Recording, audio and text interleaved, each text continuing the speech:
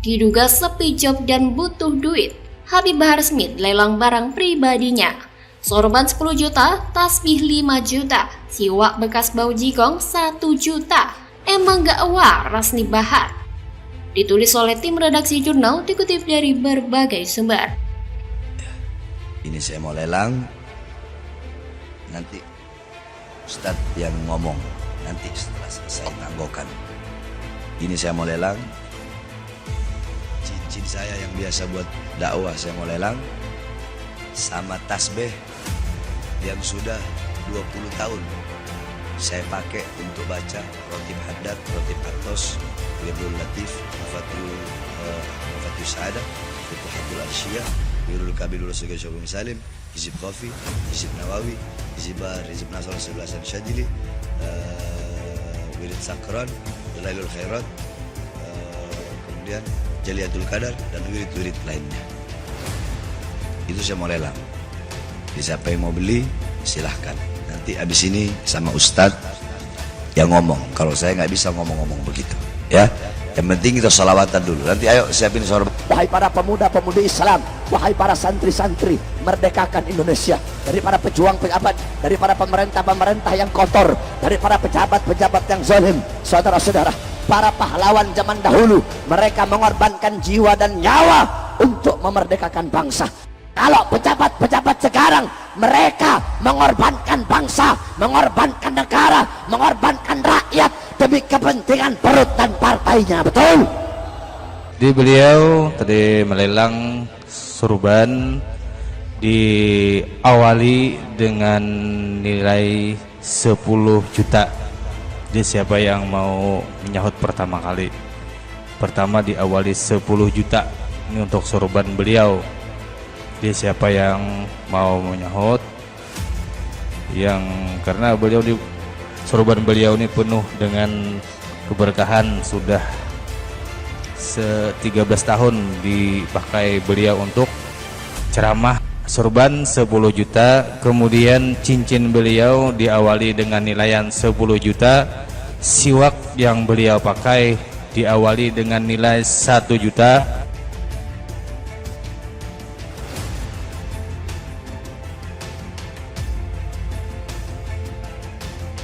Di mana kalian yang selalu menyuarakan hak asasi manusia? Di mana kalian yang menyuarakan rahmat lil alamin? Hah? Bahar Smith bakal kapok, udah keluar penjara, tidak bakal menyuarakan kebenaran lagi. Tidak ada kata capok begitu. Terus kau berkata kami bukan toriko, bakal lu. Di jalur mana engkau berjalan? Bukankah di jalur toriko Al-Imam Husain? Ana Bahar. Ana Bahar. Hafidhu Ali. Tidak berhasil. Tapi yang namanya sudah passion, hobi, keinginan, kegelisahan, atau memang profesi, ya mau bagaimana lagi? Mengalir saja lah. Sebuah akun di media sosial Twitter mengungkapkan sebuah potongan video yang menampilkan Habib Bahar Smith tengah mengumumkan akan melelang beberapa benda pribadinya seperti sorban, tasbih, cincin, dan siwak yang pernah ia pakai di sebuah acara majelis. Dalam video itu nampak Habib Bahar Smith memakai pakaian serba putih dan duduk di mimbar diikuti panitia majelis lalu mengumumkan item barang yang akan ia lelang. Ini sambil mengangkat sorbannya, nanti Ustadz yang ngomong, sorban, cincin sama tasbih yang saya pakai selama 20 tahun mau saya lelang, kata Habib Bahar Smith mengawali. Selesai mengumumkan itu, seorang pria yang disebut Bahar Smith tadi mengumumkan ke jamaah terkait harga per item barang yang dia akan lelang oleh Bahar Smith. Beliau mau lelang surban di 10 juta. Siapa yang mau mengawali? Surban beliau penuh keberkahan. Ini sorban sudah 13 tahun menemani ceramah di seluruh Indonesia. Cincin di 10 juta, siwak 1 juta, dan tasbih 5 juta, kata pria tersebut. Tak diketahui persis di mana acara majelis tersebut, tapi kemudian banyak warganet yang memberikan komentar. Akun Twitter dengan nama @marquez memberikan narasi tentang video tersebut. Dampak demo sepi, Pilpres lama, BU, butuh uang, bayar cicilan. Ada yang mau ikut lelang? Habibana kita HBS BU. Dimulai dari sorban 10 juta, cincin 10 juta, tasbih 5 juta, siwak yang pernah beliau pakai 1 juta. Gelang koka yang beliau pakai 1 juta dijamin masuk surga plus 72 bidadari. Netizen pun memberikan komentarnya. @g_top siwak bonus jigong jadi 5 juta. Jigong penuh berkah, bekas solawat dan zikir tiap hari. Ya begitulah kadal gurun kalau hanya ngandelin politik identitas, demo dan hibah dari bohir. Ketika banyak yang sadar, banyak yang ninggalin, dan banyak yang ogah deket-deket sama Bahar. Dia bingung sendiri gimana nutupin kebutuhannya. Dan mungkin juga Bahar ini lagi banyak utang, banyak cicilan, atau bahkan nunggak pajak. Makanya dia melelang sorban bau keringat, tasbih dan siwak penuh dengan jigong tersebut. Dan saya yakin tidak ada yang mau membeli sorban tasbih dan siwak bau jigong tersebut. Kalaupun ada yang minat itu hanya kelompok-kelompok kadrun pemuja setianya. Lagi pula kalau melihat gaya dan tingkah laku Bahar yang 11-12 sama Rizik, meskipun Bahar lebih terlihat brutal dan tak segan main fisik, tidak ada rasa barokah dengan apa yang ia kenakan. Cukup kacau kalau ada seorang yang katanya pendakwah, tapi ucapannya sangat menakutkan dan suka mengancam. Meskipun itu urusan internal mereka, tapi bayangkan gimana ancaman Bahar kepada lawannya kalau dia tersinggung. 2 remaja sudah jadi korban. Bahkan Rian Jombang juga kabarnya diduga dianiaya Bahar. Bukan hanya barbar dalam ucapan, tapi juga brutal dalam tindakan. Yang model begini masih saja ada yang mau mendengar perkataannya, menganggap yang ia kenakan barokah. Benar-benar penasaran di mana letak nalar dan logikanya. Kelompok sebelah memang nalarnya sangat misterius dan patut dipertanyakan kewarasannya. Yang kasar dipuja-puja seperti raja, padahal orang seperti ini harusnya ditinggalkan. Konyol sekali kalau sampai mengikuti apa yang dia katakan, apalagi jadi seperti kerbau dicocok hidung. Kalau waras seharusnya diancam seperti itu, apalagi menjadi objek marah. Harusnya jadi ilfil dan tidak mau dekat-dekat lagi. Kalau kalian dimarahi dengan cara seperti itu, mau nggak? Pasti risih kan? Lucunya mereka ini seolah tak berkutik. Bagaimana kalau menurut Anda? Pembalasan Jokowi di luar dugaan. Pandana Baban bongkar hubungan Jokowi Surya Paloh. Khawatir Surya Paloh dipermalukan. Gara-gara Anies, Nasdem bubrah. Ditulis oleh tim redaksi jurnal, dikutip dari berbagai sumber. Lagi membawa politik-politik sara. Tidak. Jangan. Setuju. Kita sudah merasakan. Dan itu terbawa lama. Hindari ini. Lakukan politik-politik gagasan, politik-politik ide. Tapi jangan masuk ke politik sara, politisasi agama, politik identitas. Sangat berbahaya bagi negara sebesar kita Indonesia yang faktor X gitu loh, Presiden. Iya, Jokowi ada faktor X yang dalam percaturan permainan politik sejarah Indonesia belum ada tokoh seperti dia ini. Nah, yang menarik nih. Yang dia itu menjadi gantungan atau menjadi ini body language dia aja, ucapan dia aja dibahas. Sama nggak gantungannya sama Bu Mega? Nggak mau berpelukan aja dibahas. Berarti dia ada influence, ada pengaruh.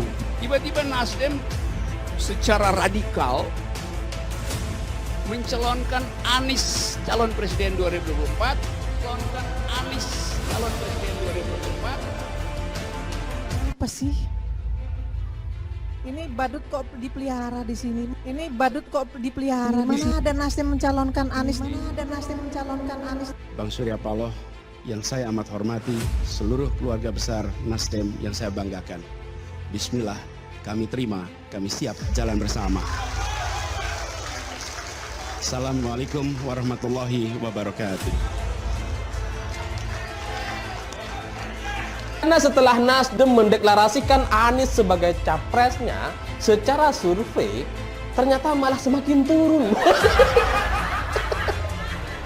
Di semua lembaga survei, suara Nasdem itu konsisten turun. Ya kalau Partai Demokrat berbeda gitu. Demokrat itu menurut Kompas dia semakin tinggi, naik gitu ya. Nah kalau Nasdem enggak, semua lembaga survei menyebutkan bahwa Nasdem semakin turun.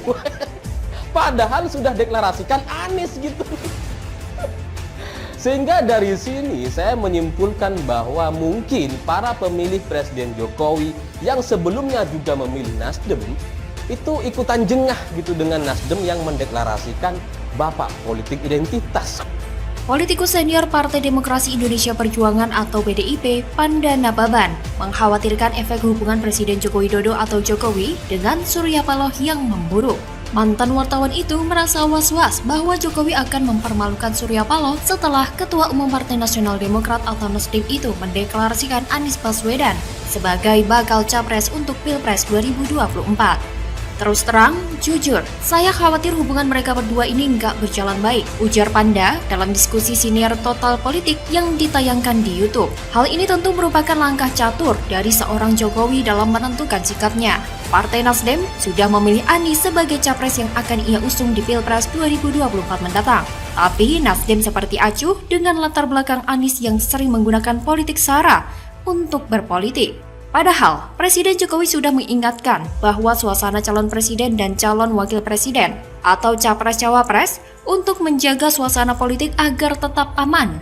Dia mempersilahkan pada capres untuk berdebat, namun jangan sampai membawa politik SARA, suku, agama, ras, dan antar golongan. Jokowi tak ingin politisasi agama dan identitas terjadi di pemilu 2024. Jokowi menilai isu tersebut sangat berbahaya untuk negara sebesar Indonesia yang beragam. Apa yang diungkapkan oleh Jokowi ini tentu berbeda jauh dari Anies Baswedan yang menggunakan politik SARA dalam berpolitik. Maka dari itu, Panda Nababan pun menilai bahwa hubungan Jokowi dan Surya Paloh itu tidak akan berjalan baik-baik saja ketika Nasdem memutuskan mengusung Anies Baswedan. Mantan anggota DPR itu mengaku berkawan baik dengan Jokowi maupun Surya.